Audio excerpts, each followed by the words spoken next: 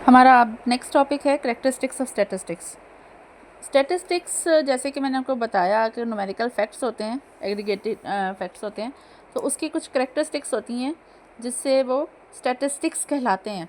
Basically statistics जो हैं वो एग्रीगेट होता है फैक्ट्स का। ये नहीं है कि आप एक एक बात अलग-अलग बताएं, आप उन सबको कंबाइन करके एक क्वांटिटी बताएंगे जो आपको एग्रीगेट होगी।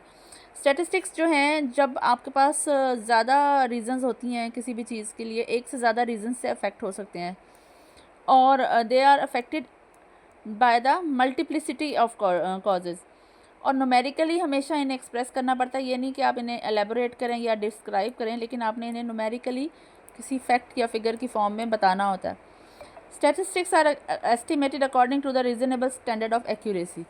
हमें ये देखना होता है कि जो हमारे पास एक्यूरेसी या किसी भी चीज़ के सही होने का रीज़नेबल स्टैंडर्ड है, वहाँ तक उन्हें एस्टिमेट करें। या हमारे पास ये नहीं होनी चाहिए कि वैल्यूज़ ऐसी आ जाएं जो कि हमारे पास जहन को आपको या आपके कॉन्सेप्ट्स के अकॉर्डिंग वो सही ना हो।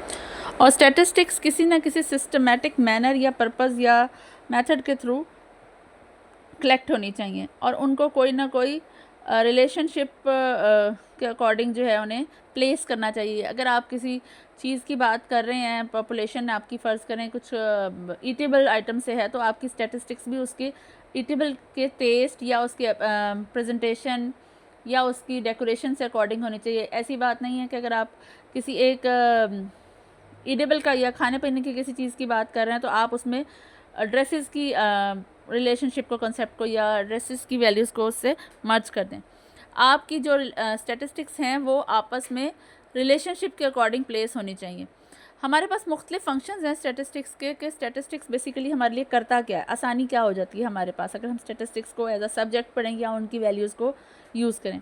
तो हमारे पास स्टैटिस्टिक्स जो है बेसिकली मुश्किलों को या कॉम्प्लेक्सिटीज़ को जो हैं उन्हें सिंप्लीफाई कर देता है, हेल्प करता है फोरकास्टिंग में, मुख्तलिफ जो लॉज हैं साइंस के उनको टेस्ट करने में भी हेल्पफुल होता है। और स्टैटिस्टिक्स जो है relationship between the facts and figures भी डिस्क्राइब करता है। Statistics helps in formulation of policies, जो मुख्तलिफ पॉलिसीज़ बनाई जाती हैं उसके लिए भी हमें स्टैटिस्टिक्स बेसिकली ग्राउंड प्रोवाइड करता है कि हम उनको कंपेयर करते हुए नेक्स्ट पॉलिसीज़ को डिज़ाइन करें।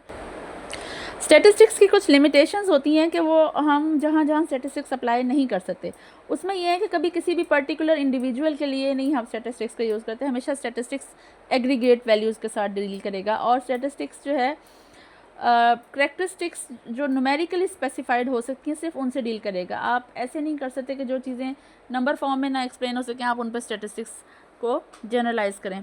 Statistics deals with characteristics which are random in nature. ये नहीं है कि किसी फिक्स वैल्यू के लिए आप स्टैटिस्टिक्स करें, वो वैल्यू जो रैंडमली चेंज होती रहती है या वेरी करती रहती है आप उन पे स्टैटिस्टिक्स अप्लाई करते हैं। Statistics laws are valid on the average in the long run. ये नहीं होता कि आप कहें कि जो मैंने बात कही है वो कल ही साबित हो जाएगी, लेकिन वो या एवरेज वैल्यूज़ पे सेट होगी या इन द लॉन्ग रन उसका रिजल्ट जो है आप उसको यूज़ कर सकते हैं। स्टैटिस्टिक्स जो कंक्लूजन्स होते हैं वो अनसर्टेनिटी के बारे में जो भी आप निकालते हैं वैल्यूज़, वो कभी ठीक भी होती हैं और कभी कभी कब नहीं भी हो सकती, एग्जैक्ट नहीं भी हो सकती, कुछ ना कुछ उसमें कमी पेशी रह जाती है। तो हम ये नहीं कहते कि जो स्टैटिस्टिकल फिगर्स पे हम बात करें वो 100% श्योर होगी, कभी कभी एग्जैक्ट नहीं भी होती due to some other reasons. Only an expert of statistical method can handle statistical data. हर इंसान स्टैटिस्टिकल डाटा से रिजल्ट्स जनरलाइज या निकाल के आपको एलेबोरेट नहीं कर सकता कि ये आपके पास रिजल्ट्स आए हैं और आप इससे डिसीजन मेकिंग करें। जो एक प्रॉपर डाटा हैंडलर है या स्टैटिस्टिकल नॉलेज से अवेयर है वो बंदा इसको डील कर सकता है। Statistics does not prove anything but shows the presence or absence of some characteristics in the population on the basis of sample data।